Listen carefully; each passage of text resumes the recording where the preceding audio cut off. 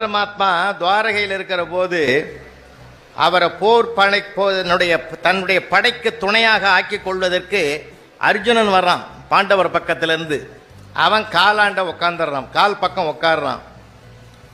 அதே கிருஷ்ண பரமாத்மாவை படைத்துணைக்கு அழைப்பதற்கு துரியோதன வரான், அவன் தலை பக்கம் உட்காடுறான். நம்ம எழுந்ததுமே எங்கே எழுப்போம்? முதல்ல பார்ப்போம், கால் பக்கமாக தானே பார்ப்போம்.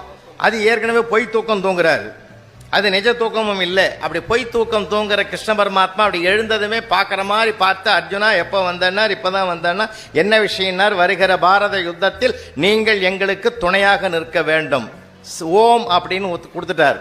இந்த பக்கம் திரும்புகிறார், துரியோதனை உட்காந்துக்கிறான். நீ எப்போ வந்த? அதே நேரத்தில் நானும் வந்தேன், படை துணைக்கு தான் அழைக்கலான்னு வந்தேன். ஐயோ, இப்போ அர்ஜுனனுக்கு வாக்கு கொடுத்துட்டனே. அப்படின்னா நீ உங்களுடைய படைகளை எல்லாம் எனக்கு தர வேண்டும். படைத்தவனை அர்ஜுனன் கேட்டான், அவன் படைத்த படைகளை துரியோதனன் கேட்டான். படைத்தவனை கேட்டவன் ஜெயித்தான். ஏன் தெரியுமா? கால் பக்கம் உட்கார்ந்தவன் அடக்கத்தின் அடையாளம், தலைப்பக்கம் உட்கார்ந்தவன் ஆணவத்தின் அடையாளம். இதுதான் தலகால் தெரியாம ஆடாதரான்னு கிராமத்தில் மகாபாரத கதை போய் சேர்ந்துருக்கு.